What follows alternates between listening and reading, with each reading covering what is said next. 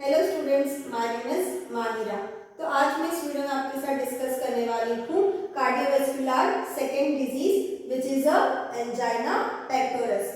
अब angina pectoris actually में होता क्या है? तो angina pectoris is derived from a Latin word which means, angina means एंजिने। ठीक है, एंजिने यानी क्या होता है हमारा स्ट्रेंगलिंग, और पेक्टस यानी चेस्ट। अब स्ट्रेंगलिंग का मतलब क्या होता है? ठीक है, तो स्ट्रेंगलिंग यानी जब भी हम रस्सी से या फिर हाथ से गला घोटते हैं तो क्या फॉर्म होता है? एक तरह का सफोकेशन फील होता है, तो वो सफोकेशन को हम क्या बोलते हैं? स्ट्रेंगलिंग बोलते हैं। ठीक है, तो स्ट्रेंगलिंग इन द चेस्ट यानी एक तरह का सफोकेशन होना, सफोकेशन फील होना या फिर घुटन फील होना, कहाँ पर? चेस्ट के अंदर।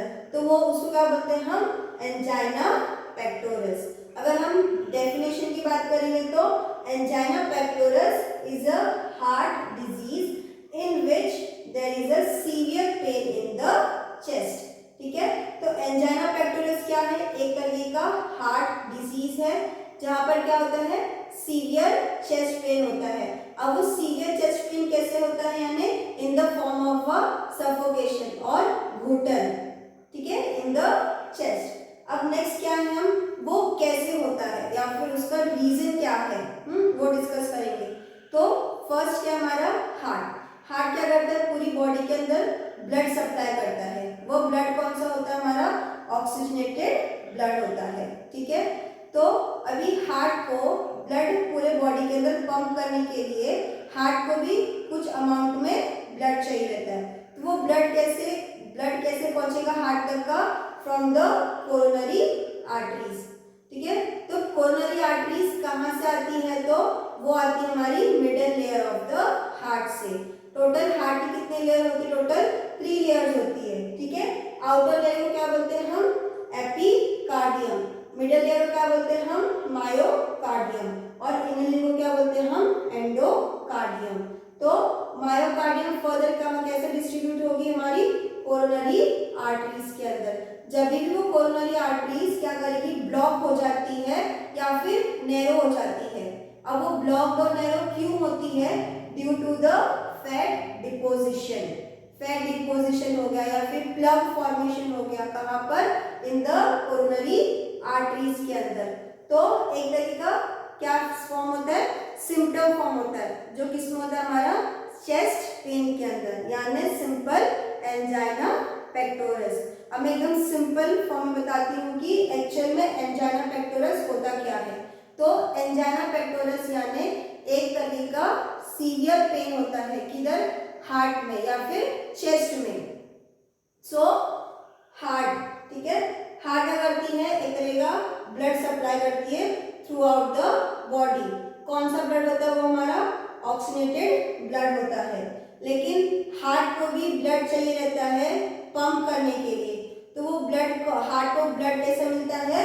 फ्रॉम द कोरोनरी आर्टरीज से। ठीक है, अगर वो कोरोनरी आर्टरीज ही ब्लॉक हो जाएगी या फिर नैरो हो जाएगी, तो वो क्यों होती है ब्लॉक या फिर narrow? Due to the fat deposition, जिसकी वजह से क्या फॉर्म होता है? एक तरह का सिम्पटम फॉर्म होता है, यानी चेस्ट पेन होता है। तो उसको क्या बोलते हैं हम? Angina pectoralis. सो रीजन क्या है?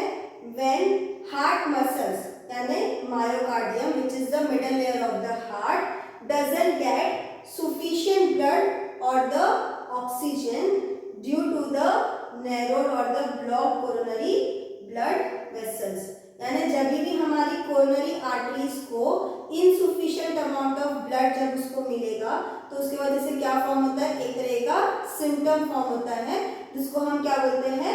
एंजाइना पेक्टोरस फॉर्म होता है। अभी कोरोनरी आर्टरीज कैसे ब्लॉक होती है? तो जैसे कि फॉर एग्जांपल ये क्या हो गई? हमारी कोरोनरी आर्टरीज हो गई है, तो उसमें क्या फॉर्म होता है?